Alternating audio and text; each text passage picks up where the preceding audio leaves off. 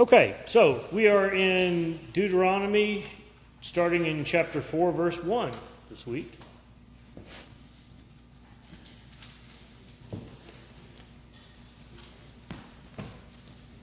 Now, with any luck, we'll get to have a little bit of fun, poking fun at other religions today, based on what we read. So we'll see what you all think about that. Basically, just what we're supposed to do, what rules we're supposed to follow, and see what you come up with. Okay, so we are again starting in Deuteronomy chapter 4, verse 1. Now, O Israel, listen to the statutes and the judgments which I am teaching you to perform, so that you may live and go and take possession of the land which the Lord, the God of your fathers, is giving you. You shall not add to the word which I am commanding you, nor take away from it, that you may keep the commandments of the Lord your God, which I commanded you. Okay, does that apply to any other major religions today? Is there a problem with that? Does that cause an issue? Wow, nobody's heard of the Book of Mormon. Good for you. Congratulations. Proud of you. However, I'm betting most of you have heard of the Book of Mormon. So you shall not add to or take away from. Isn't that adding to, because that's within the last couple hundred years, been added to the Bible? It's a whole different book, right? Did anybody see a problem with that, or is that a thumbs up, everything's okay? According to the way I understand this, you can't do that. That's a problem. It's the same commandment that gave in Revelation. Yeah, add to it. Yeah, exactly. But here we are.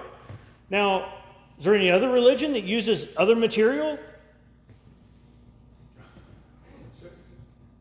Which one do I like to pick on the most? Thank you. I was going to let you say it instead of me this time. Well, I'm just being honest. They use other material throughout their service to read from and to preach from. And again, I personally would have a problem with that because of this. So understand, I don't think, when I say this, I don't think that all these people in these other religions, and I want to be really clear on this, I don't think that this means they're all going to hell. I think it means that they've got some issues they need to work through. But that's between them and Yahweh, not me. I just sit there and have an issue with religions that, in particular, focus on doing something the Bible says not to do. I have a problem with that. But anyway, and these are all things that the Lord your God, which I command you. Well, if you've added to it, then someone else is commanding. Now, let's take it back to the middle ground. Let's go back to Pharisees and Sadducees. Okay? Did they add to or take away from God's word? Oh, they had all kinds of additional rules. Christ talks about it. It's all in the New Testament. So this is not a new concept. We go, oh, well, I picked on Mormons first. Go, okay, well, they created this in, 1800s, late 1800s, I believe, is when they started that. So this is not a new concept. People have been doing this for a long time, trying to create new religions or modify an existing popular religion. I mean, today, how many times have we talked about these TV evangelists that all they say is all the good stuff, everything you want to hear, but they never tell you the things you don't want to hear, the rules you have to follow. Why? They're not trying to create a new religion. They're just trying to avoid talking about all of the religion, just to get more viewers, to get more money flowing through the doors. For their love of money seems to be a problem. It seems to be the root of all evil. We'll get to that one day. Actually, we've already done that. But the love of money. You are very correct, sir, and thank you for clarifying, because you are absolutely right. It's the love of money. It's not having money. It's not enjoying money. Nothing wrong with any of that. It's the love of money is the root of all evil. So anyway, let's go ahead and continue. Thank you for your clarification, Mr. Chairman. Your eyes have seen what the Lord has done in the case of Baal Peor. For all men who follow Baal Peor, the Lord your God has destroyed them from among you. But you have held fast to the Lord your God, are alive today, every one of you. See, I have taught you statutes and judgments, just as the Lord my God commanded me. and that you should do thus in the land where you are entering to possess it. You shall, and do, so keep and do them, for that is your wisdom and your understanding in the sight of the people who will hear all these statutes and say, surely this great nation is a wise and understanding people. Why? Because what has God done for them? He didn't get them out of Egypt, did he? He didn't do a whole bunch of plagues to get them out? Oh, well, yeah, he did. He didn't part the Red Sea to get them safely and have it close in on their enemies, did he? Well, yeah, he did. He didn't give them the Ten Commandments and start giving them rules and regulations to follow. Well, yeah, he did.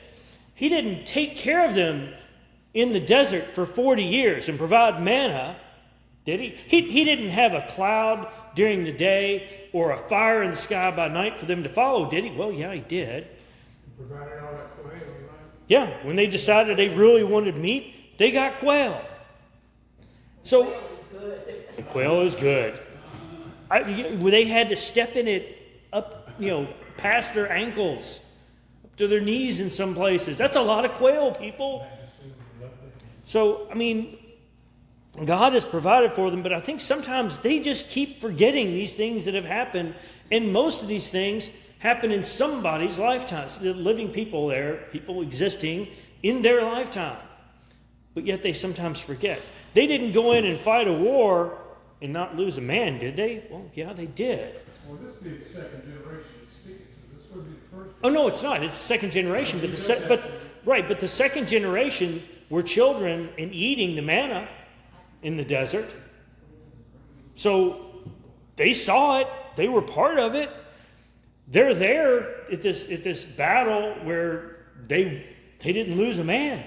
Well, they were aware of it. Only 1,000 per, so 12,000 actually went in to fight. Let's be fair on that. But they didn't lose a man out of 12,000 and took over an entire land. That's pretty good. So they have seen all these things. Most of them have seen some portion of it, at least, with their own eyes. So that's why he's taught them all this, so that they can teach others, and others can say, surely this great nation is a wise and understanding people. Why? Because they're following Yahweh. That's why. Okay. Only give heed to yourself and keep your soul diligently, so that you do not forget the things which your eyes have seen, and they do not depart from your heart all the days of your life, but make them known to your sons and your grandsons. That's what we do today, I believe. We try to raise our families up, not only our kids, but our grandkids.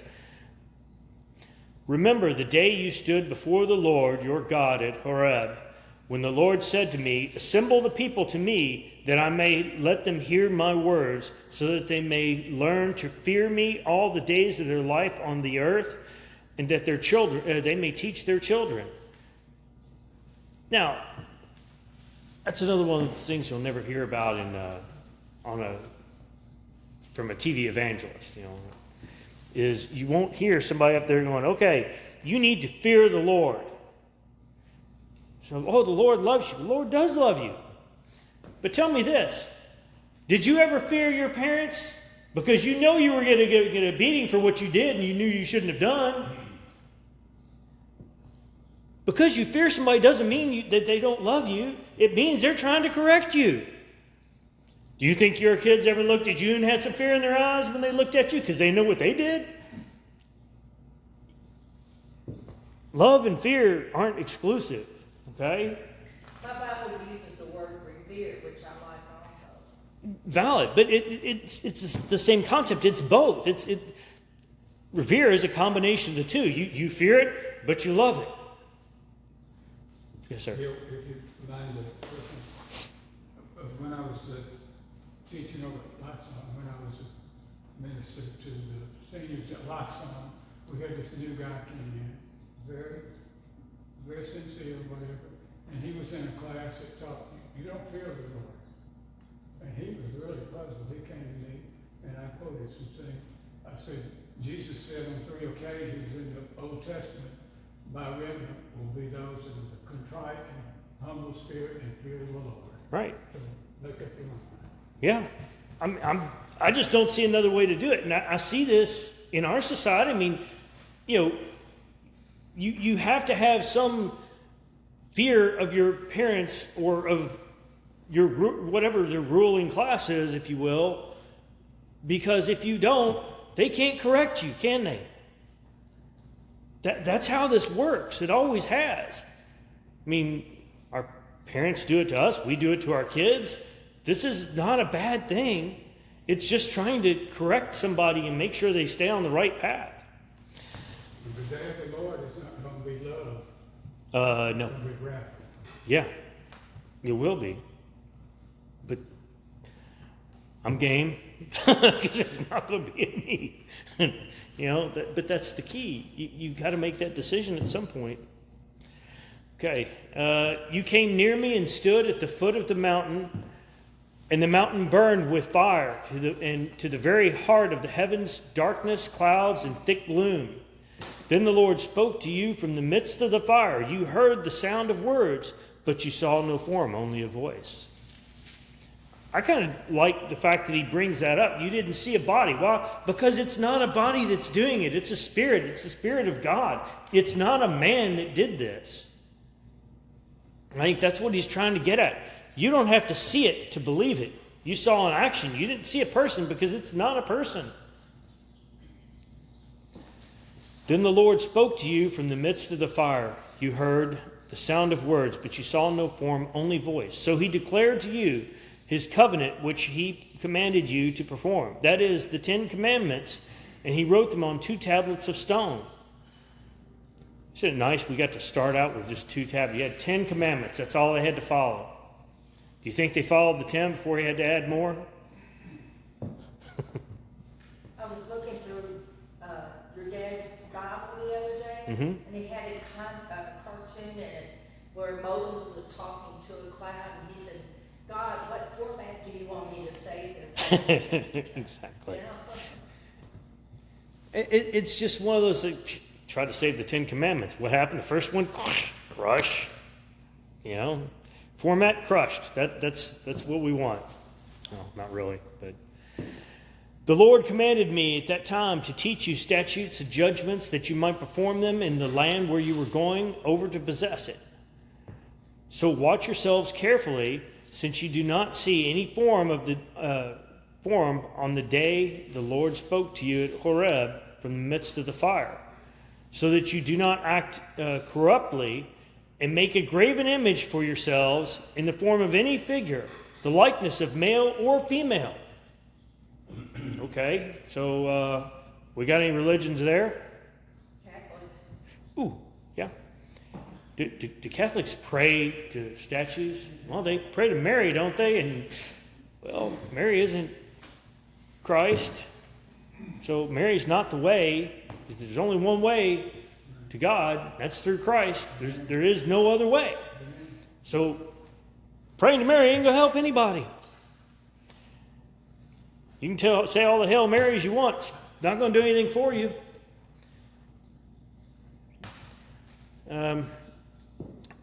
I think that you can even go the bad side of this. I mean, what statues do the devil worshippers? They got their big cult in California, but they're branching out. What do they put up? Oh, they put up some kind of goat's head on a man's body or something. That's typically what they put out there. There have been all kinds of things where they try to put those in, up around Christmas or up around, Capitol buildings, that kind of thing. That's happened throughout our country, and I can't believe we allow it. I mean, I understand why we do, but you can't do that and call yourself a Christian nation at the same time. Not that we have been for a long time, but just making the point that there are plenty of religions that do that kind of stuff. Okay, the likeness of any animal that is on the earth, the likeness of any winged bird that flies in the sky, the likeness of anything that creeps on the ground, the likeness of any fish that is in the water below the earth. So basically, he's just having to cover everything. You can't just say don't make any graven images. Somebody say, well, that's not an image, that's... Devil worshippers go, oh, see, didn't say anything about something I made up. Might have a goat's head, but I put it on a man's body. It's an exception, right? I'm just saying, Everybody wants to find a way around the law, around the rules, especially the lawyers. But that's a separate issue. So yeah, trying to avoid all of that. Well, they need to rehash this because they're going into the land of pagans, which they Oh yeah, exposed to than they had in the last couple yeah. of years. Well, you remember that's the first thing he told them to do is go in and destroy all the graven image, destroy everything. Just get rid of it, start fresh. You don't want any part of this. Of course, that was one of their big problems. We'll get to that later, but you know. And beware not to lift up your eyes to heaven and see all the sun and the moon and the stars and all the hosts of heaven and be drawn away and worship them and serve them, those which the Lord your God has allotted to the peoples under the whole heaven. Does that sound like anything? I mean, anybody remember back in the days of newspapers, you know, horoscope was in there? Does that sound familiar to anybody? Just said, don't do that. No, we put it in every major paper in the country. Even the ones that said, "Oh, I'm a local owned. I'm a good guy. I go to church every Sunday." But you put the horoscope in your newspaper. Well, yeah. It doesn't work that way. Don't call yourself a Christian and then go insult Christianity by doing something like that.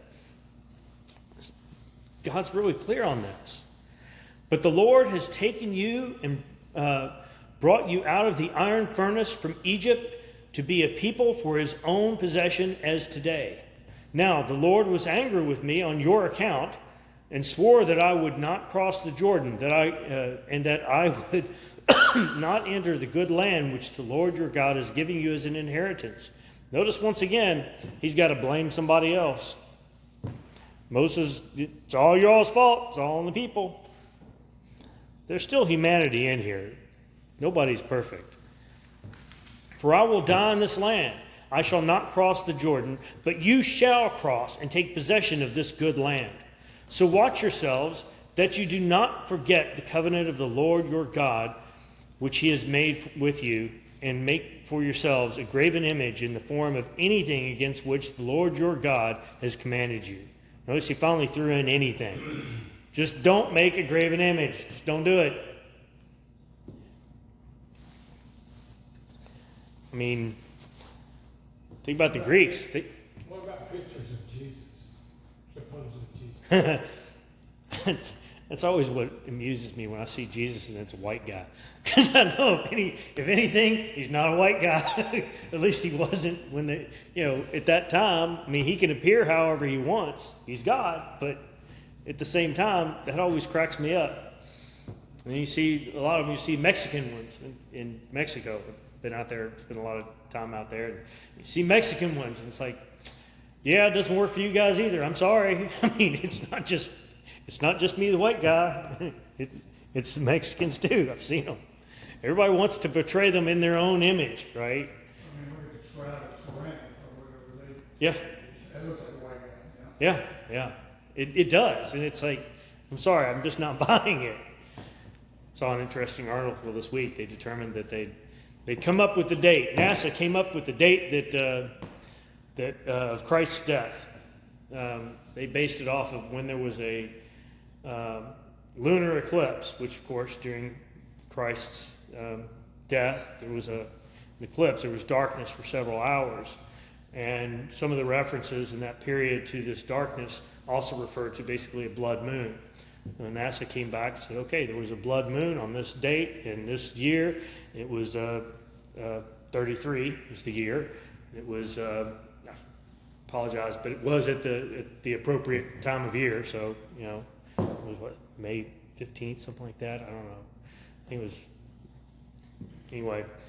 Just found it interesting. NASA's trying to tell us now when Christ died. But, hey, at least they were trying to go with the actual reality of things in the Bible and in history about the date and what happened on that day. So, got to give them a little bit of credit anyway.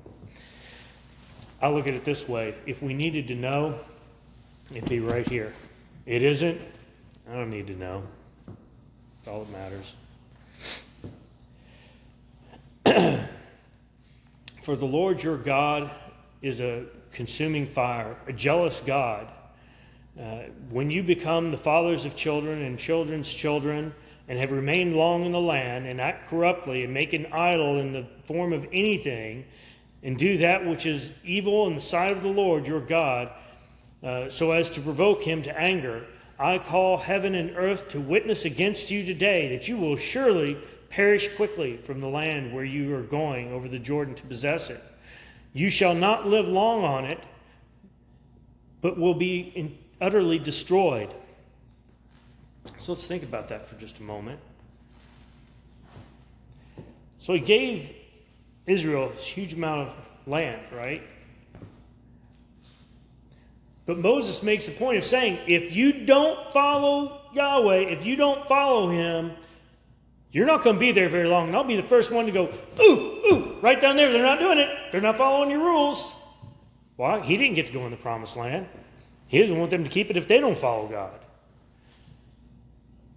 How much land do the Israelites have today? Yeah, not what they were given. It's decreased, not increased. And they had to fight to get that, and they still fight on a regular basis to keep it. Of course, now we call them Jews, right? Instead of Israelites. Okay, so we want a quick detour here onto that for just a moment. So, because today we talk about Israel, but we say Jews. We don't call them Israelites.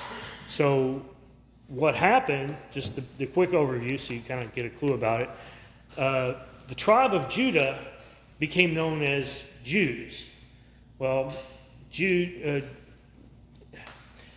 tribe of Judah was in control of Jerusalem. Jews were in Jerusalem. It became a thing.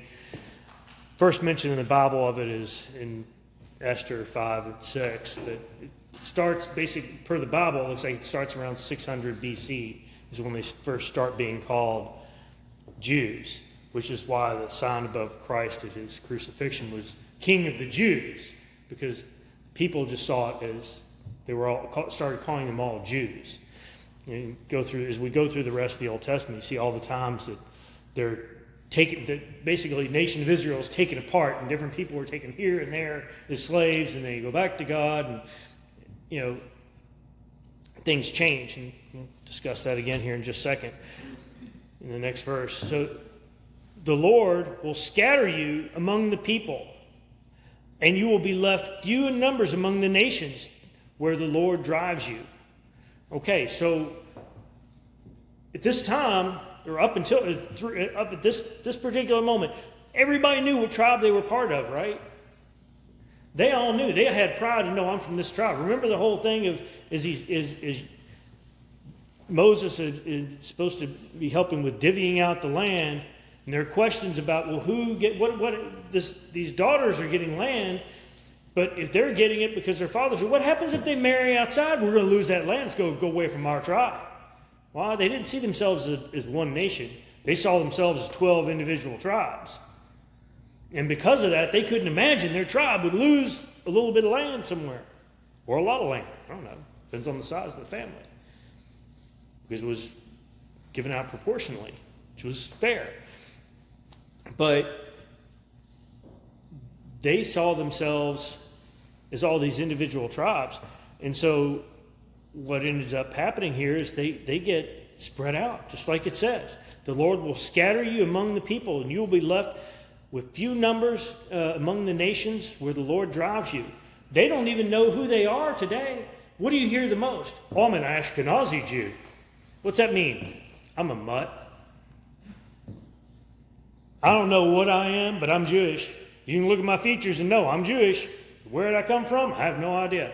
What's my tribe? Ashkenazi? No. It's just a mutt. It's a mix of them. They don't know who they are anymore. They just know they're Jews. That's about the extent of it. So I'm just trying to make a point of it and see that what Moses is telling them from God in the Old Testament, it happened. It's not a question. Not only did they get smaller amount of land, but they aren't taking over anything.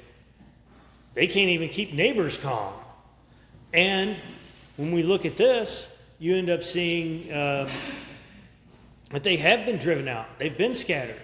There are more Jews in the U.S. than there are in Israel. And they're not going back to Israel either. No. Well, they're not practicing Jews. We've talked about this before. They just call themselves Jews because of their history.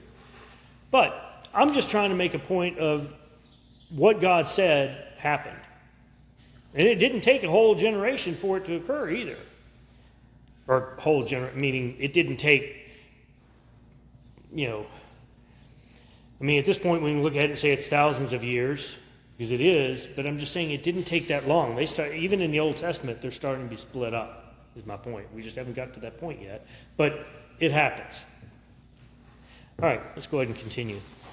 There you will serve gods, the work of man's hands, wood and stone, which neither see nor hear, nor eat nor smell.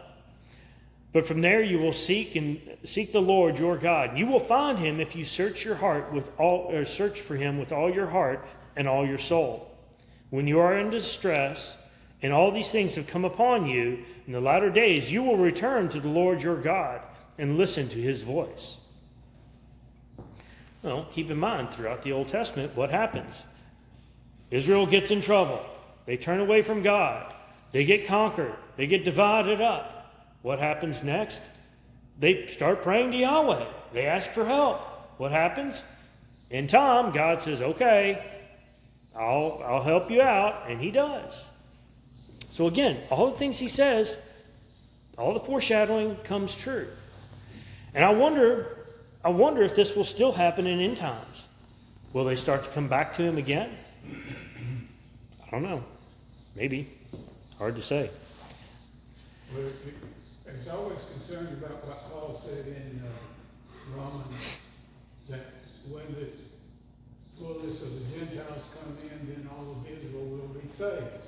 Mm-hmm. And I have never understood what he meant by that. Yeah, I don't know. Well, it becomes a question of what is all of his, because as we've talked about so many times, if you don't follow all the rules and all the rituals, you're not part of the nation of Israel anymore. I mean, that's what God says. Moses tells them from God, hey, if you don't follow all the rules and regulations, specific ones in particular, he tells them, okay, you're out. It's if you don't follow the Passover, if you don't do that, and you don't cook this on a wood-burning fire, you're not part of the nation of Israel. Get out. Well, I don't see a whole lot of fires out in California and New York, where all the majority of the Jews are. Do you? We're all living under the new covenant. Well, we are. I don't know what they're living under. A rock, I think, because they're not listening to what God says. They reject Christ. I don't know what. I agree. They're still under the authority of the new covenant. They are, but if they believe that they are Jews, they've got covenants they're supposed to be following. That's where the confusion is to me. That's just rituals, right? Well, it is. It is just rituals. But the whole thing is, it tells them in the Old Testament they're supposed to follow these rituals. If they truly believe they're Jews, where are the fires? Well, on the Passover, where's the calf or the goat or whatever, depending on the money they have? Why aren't they out on an open fire, wood-burning fire doing this? It's their beliefs, not mine. I'm with you. It's a new covenant. But Well, that's a good point. But if they reject Christ, are they under the new covenant? Well, the new covenant is still in place, whether they believe it or not. because they can still convert. New covenant's requirements. We all fall short of meeting the new covenant ourselves. So I'm thinking that, the way I perceive it is that the new covenant, the old covenant has passed away. They have to live under the new covenant. Which is true, but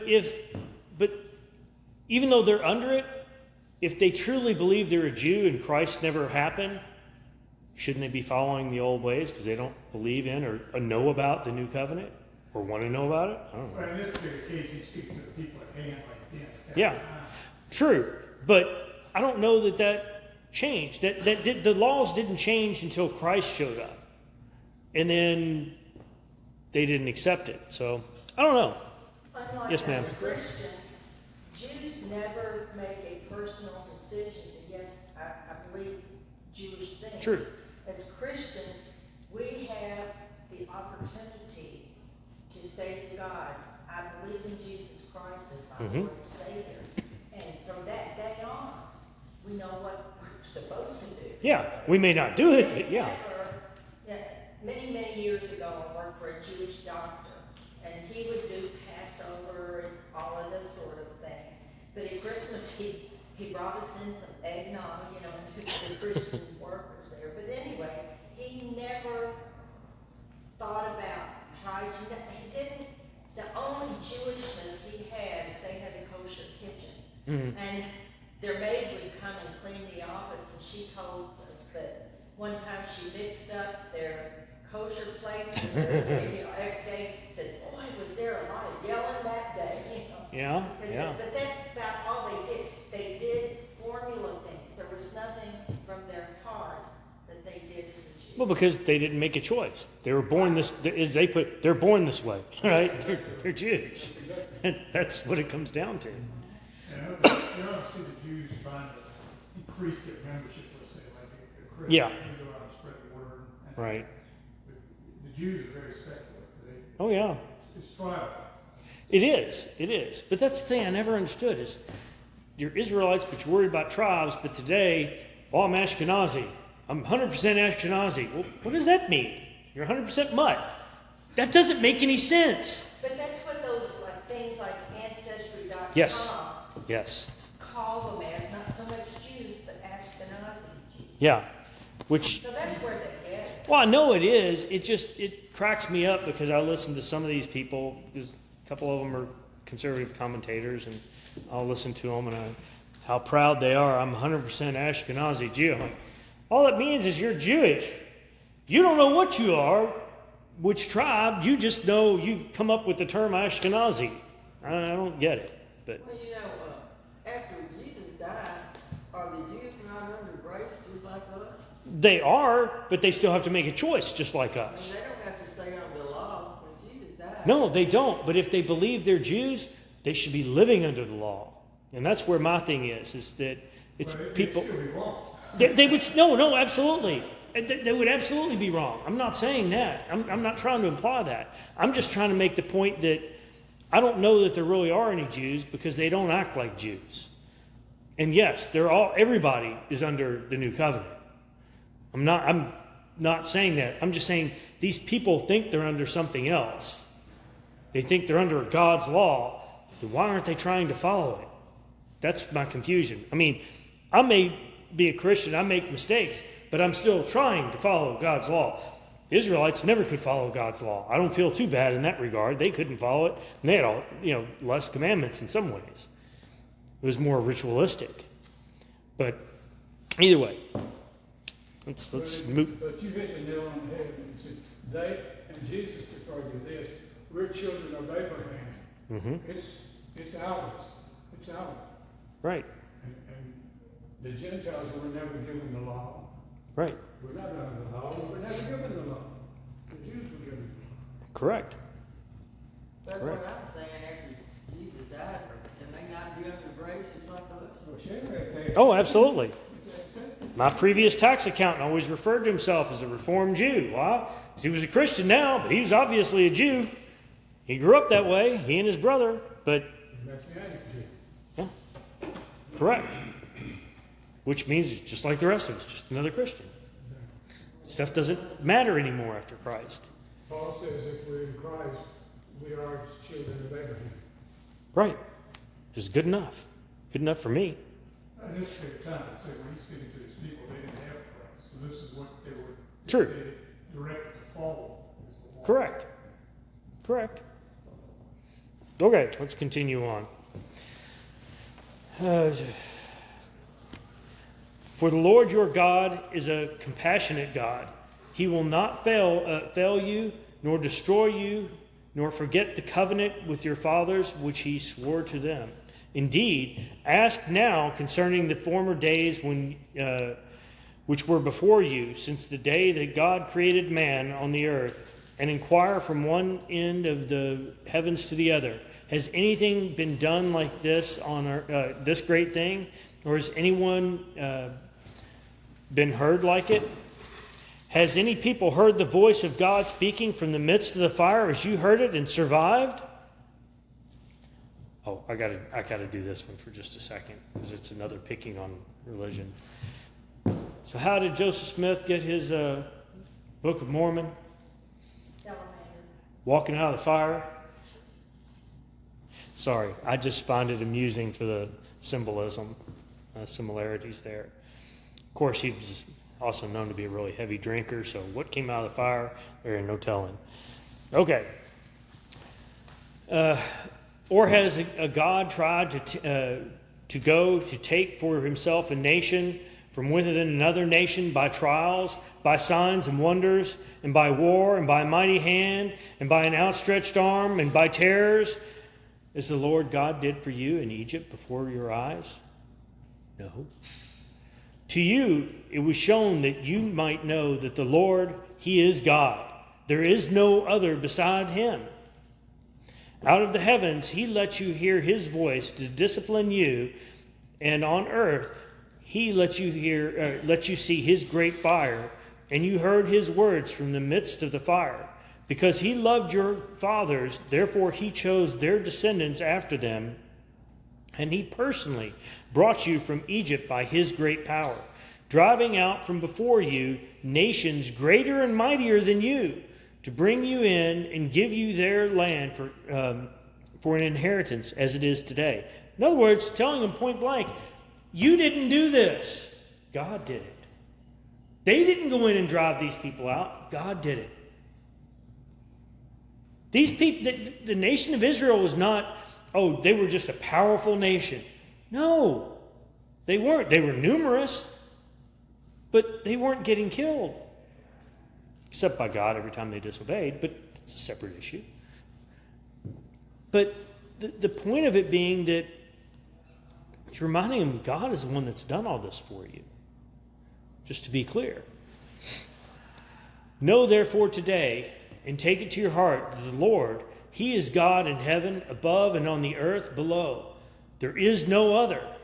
You shall keep His statutes and His commandments, which I am giving you today, that it may go well with you and with your children after you, and that you may live long on the land which the Lord God is giving you for all time. Then Moses set apart 3 cities along the Jordan to the east, that a manslayer might flee there, who unintentionally slew his neighbor without having enmity towards him in past times. And by fleeing to one of those cities he might live. Bezir in the wilderness on the plateau for the Reubenites, and Ramoth in Gilead for the Gadites, and Glon in Bashan for the Massites. Now, this is the law which Moses set before the sons of Israel, that the testimonies and the statutes and the ordinances which Moses spoke to the sons of Israel when they came out of Egypt, across the Jordan, in the valley opposing Beth Peor, in the land of Sihon, king of the Amorites, who lived at Heshbon, whom Moses and the sons of Israel defeated when they came out of Egypt. They took possession of his land and the land of Og, king of Bashan, the 2 kings of the Amorites, who were across the Jordan to the east, from Eror, which is on the edge of the valley of Arnon, even as far as Mount Sion, that is Hermon, with all the Arabah across the Jordan to the east, even as far as the sea of Arabah, at the foot of the slopes of Pisgah. So, again, trying to give him a good reminder. So, all of Deuteronomy so far has been, here's what happened. Remember your story. Remember what God has given you along the way. Remember all the things He's done for you. Look at the lands He's going to give you, all this area. You can't keep it unless you continue to obey and follow Yahweh. Well, if they'd still been following Yahweh, we wouldn't be where we are. So I'm kind of thankful they didn't, to be honest. It's better for me, better for all of us. Yes, sir. So take it how you will, but this is just a reminder that from Moses, because keep in mind, Moses is only going to be around so long here, and he's just trying to make sure they remember everything that's been done for them by Yahweh. Okay, let's continue on here. Then Moses summoned all Israel and said to them, "Hear, O Israel, the statutes and the ordinances which I am speaking today in your hearing, that you may learn them and observe them carefully. The Lord our God made a covenant with us at Horeb. The Lord did not make this covenant with our fathers, but with us, with all those of us alive here today. The Lord spoke to you face to face at the mountain from the midst of the fire, while I was standing between the Lord and you at the time to declare to you the word of the Lord, for you were afraid because of the fire and did not go up on the mountain," he said. "I am Lord your God, who brought you out of the land of Egypt, out of the house of slavery. You shall have no other gods before me, and you shall make for yourself, you shall not make for yourself an idol or any likeness of what is in heaven above, or on earth beneath, or in the water under the earth. You shall not worship them or serve them, for I am the Lord your God, and a jealous God, visiting the iniquity of the fathers on the children, and on the third and fourth generations of those who hate me, but showing loving kindness to thousands, to those who love me and keep my commandments. You shall not take the name of the Lord your God in vain, for the Lord will not leave him unpunished who takes his name in vain. Observe the Sabbath day to keep it holy, as the Lord your God commanded you. 6 days you shall labor and do all your work, but on the seventh day is the Sabbath of the Lord your God. In it you shall not do any work, you and your son or your daughter or your male servant or your female servant or your ox or your donkey or any of your cattle or your sojourner who stays with you. You and your male servant and your female servants may rest, as well as you. You shall remember that you were a slave in the land of Egypt, and the Lord your God brought you out of there by a mighty hand and by an outstretched arm. Therefore the Lord your God commands you to observe the Sabbath day.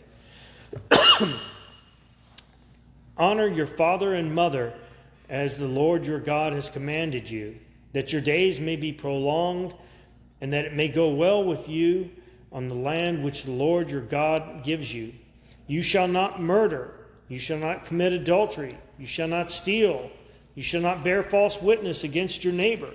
And you shall not covet your neighbor's wife. And you shall not desire your neighbor's house, his field, or his male servant, or his female servant, his ox, or his donkey, or anything that belongs to your neighbor. Nice quick reminder from Moses of the Ten Commandments, all the things that they're supposed to be doing. They're supposed to be following. Again, he's trying his best, I think, to set them up for success. A lot of the things here, we've discussed and clarified before. I know, like in 17, some of yours will say, "Thou shalt not kill," but murder is actually the correct definition on that one, because it's not about killing. They were told to go kill, right? When they went to war, every time they go to war, they went out and killed. It's not about killing, it's about murder. There's a difference. There are a lot of things in here about their day of rest and all this, and this, keeping the Sabbath holy. So, It's almost like a parent when their child is off, you just yeah. read the core. Yeah, when they're getting ready to go out. Yeah, Because he knew he wasn't going to be there with them. right, exactly. And people abuse that verse 11, use the name of the Lord. Yeah. And you get OMG and everybody's saying, oh God, they're not even thinking about God, they're just saying it like a byword. No, but they're also not using the name of God. Yeah. They're saying God. I don't know, little g. OMG is usually a little g unless somebody's yelling. You know, I still think it's disrespectful. But let me leave you with this question: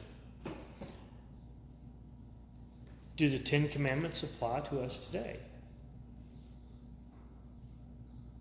I ask because we just talked about keeping the Sabbath holy. We don't keep the Sabbath holy. That was yesterday. I don't know about you all. I worked most of the day yesterday. Well, Jesus said, when he was asked who was the most important commandment, he gave it to. Right. So they do apply. Directly? I mean, or let's say theologically. Theologically, yes. They apply, but they obey. Yeah. Well, I mean, I still believe all these things fall under other things that Christ taught, too. But they fall under the 2 commandments. Yeah. And he said. Yeah. So it's on how you look at it. They apply, but we keep Sunday as the Sabbath, not Saturday as the Sabbath. Where I'm at in New Mexico, you get very few radio stations. Yeah. Sunday access. Okay.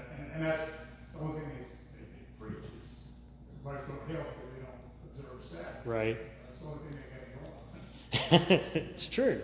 It's true. But again, it's all questionable. It has to be taken in perspective.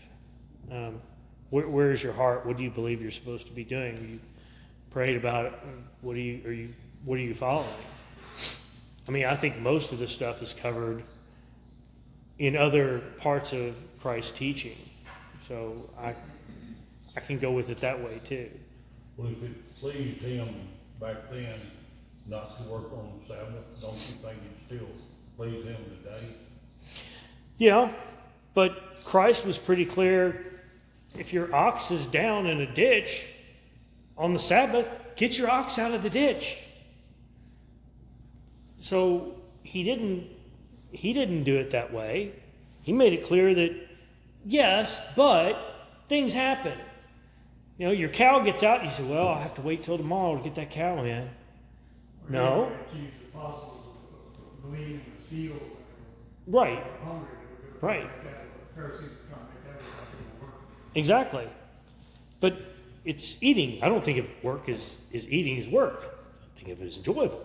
But there are a lot of things like that where things happen. I've had cows get out on Sunday. Guess what? I'm going to go get my cow in. Had my car broken. I needed to go to work in the morning. I go out on Sunday. I'm going to fix my car. I think God made that clear. There are some things you just have to do. There are things that are necessary to go, well, I guess everybody at the hospital is going to have to die today on Sunday. Well, we can't have any nurses or doctors working. I don't think that's God's intent. Just something to think about. And a lot of things, it's interpretation because it's a day of rest. I like cutting grass. That's restful. Perspective, right? Yeah, it's perspective. I get it. All right, well, let's go ahead and close because I'm now running late. But I appreciate the conversation. I'm going to stop our lesson here.